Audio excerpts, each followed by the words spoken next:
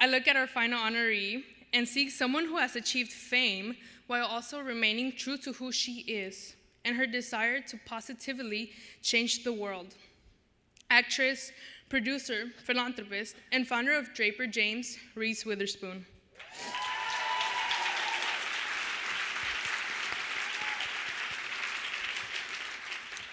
Through her long-standing and successful career, Reese has provided audiences with strong portrayals of women and earned an Academy Award Best Actress for her portrayal of June Carter in Walk the Line, and was also nominated for her performance as Cheryl Strayed in Wild.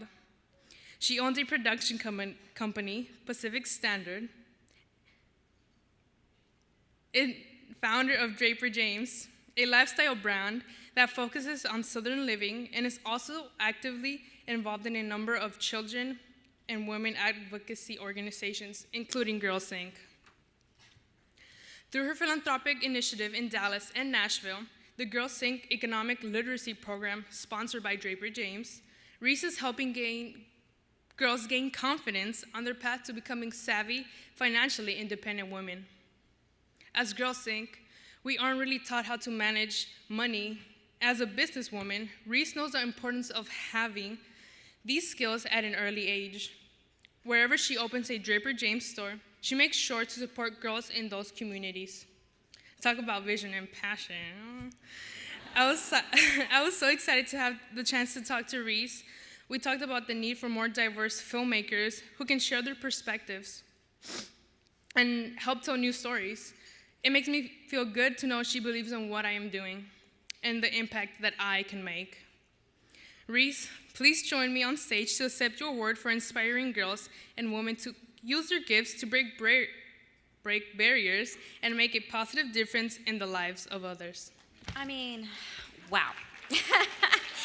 Thank you so much, Nelsy. Talking to her the other day, just everything that she's accomplished, and I was bragging about her backstage to someone, and I said, she's already made her first documentary about food deserts in low-income communities, and it was on PBS, and she won this award from the National Academy of Television Arts and Sciences, and she's only 19. She goes, no, I'm 18.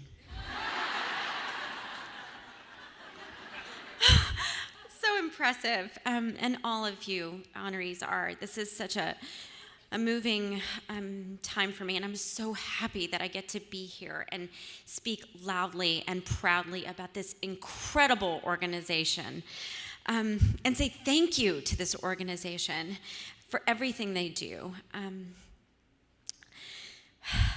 not gonna lie, this is a hard time for me. I've had a hard time putting a speech together, and I really don't feel very funny at all. It's hard to, I said to my publicist, she's like, you don't have to do cartwheels, you just have to talk. But that's, it's hard. But I'm very excited about this organization and the work that I've started doing with Girls Inc. through Draper James. We've committed to everywhere we have a store, a Draper James store, which right now is in Nashville and Dallas, we fund a financial literacy program for young women in that community. And I've actually had the privilege of going to visit these girls in Dallas and Nashville and just talking to them about what they want to talk about.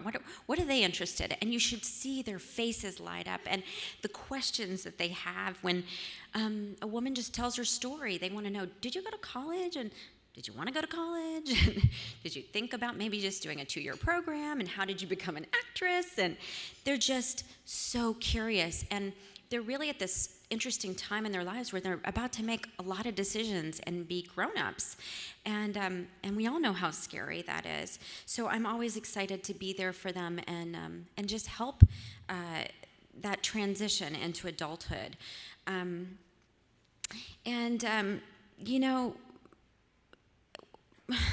Just thinking about today and coming here and talking about Girls Inc., I have to say, as a woman and as a woman who fights really hard for other women, it's been a tough week emotionally, and I'm just exhausted from all the feelings.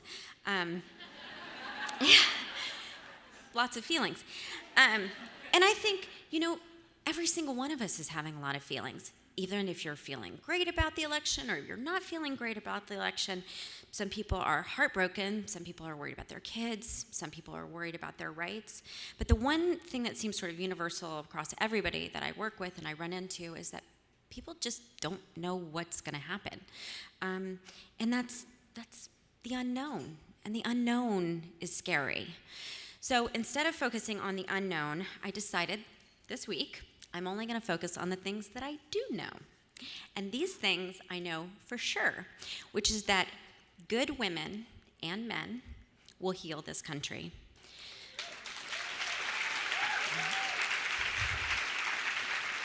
And they are going to heal this country with tolerance and respect and kindness. And they will lead conversations that change the way people feel about each other. And they will guide each other, and they will learn from each other. And I really know that in these times, good men and women do not give up. They go out there and they do more. And for me right now, I just really want to focus on what I can change. And that brings me back to my passion for financial education for women through Girls Inc. When I was little, my mom used to say to me, she's very Southern, so she'd say, Reese, your job is your life insurance. Don't ever let anybody quit your job, and don't ever not have a job, because that will save your life. And it just stuck with me. I've always thought about it. Being responsible about your own finances and giving yourself economic stability is just an incredible tool. It allows you to follow your dreams, just the simple things in life, learning how to write a check or balance a budget or what a mortgage is or how to keep a good credit score. That's important to the young ladies in this room. They can seem like really boring things, but they are the foundation for your life. And there's a lot of families out there that aren't talking about it, and it's a lot of stuff that you don't learn in school. And Girls Inc. goes in these after-school programs, and they teach girls these fundamental life skills. And it helps them get control of their lives. Because I look around, and I want to see more women as leaders in business. Hearing that only 4% of Fortune 500 CEOs are women, it's just not enough. It's just not enough. And seeing that only 11% of women direct movies, it's just not enough.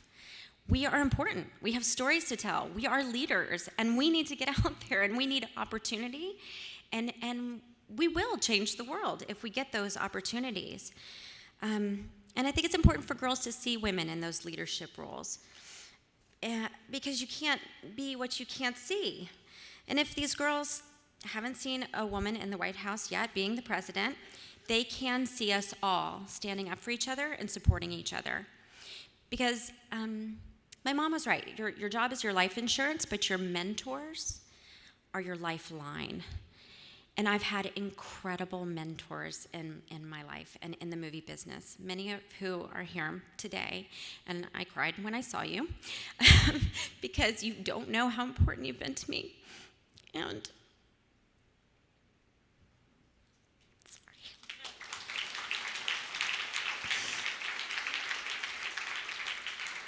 I was just a little girl from Tennessee. I didn't ever think I'd be in the movie business. And sorry. I had movie producers who taught me how to behave in meetings, to sit still and not chew gum, and directors who taught me to respect the crew members and their time, and businesswomen who have showed me how to invest money and also respect the investments of other people's money. And I've had other incredible women in my life who've taught me things. A few years ago, I did this movie where I played an Olympic softball player.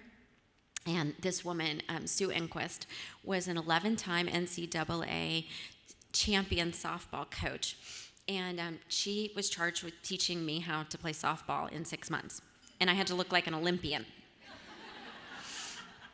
And even though I did not learn how to play softball at all, I learned so much from Sue. And I called her last week and I said, Sue, I need you. I really need your help. I need some motivation. I need some inspiration. And she said, you know what, Reese, you're allowed to have one bad inning, but you can't have 7. And she said, sometimes you just have to suck it up and get back in the game. And I really depended on her for that advice. And there's a lot of people, she's part of my lifeline, and there's a lot of people here that are part of my lifeline, pretty much all of table 4. Is that table 4? Yeah. My wonderful husband, who supports me every day. Yeah, we need the men, too, to support us. A lot of people here, and I just want to encourage the young women who are here today, which, by the way, I'm not sure you need encouraging. You're the most incredible group of women I've ever met. I just want to work for you and help you get your priorities are in line, your heads are on straight, and I love that. But I want to encourage you that when you do reach your goals, which you are going to if you haven't already, to reach down and lift up another woman. Be her lifeline, and remember that, and show people how it's done. You be a mentor, because I can tell you're the kind of people who won't stand around and wait for something to get done. And if those girls that you reach out to have a bad inning, tell them to just suck it up and put on a cute dress and get back in the game. Thank you so much.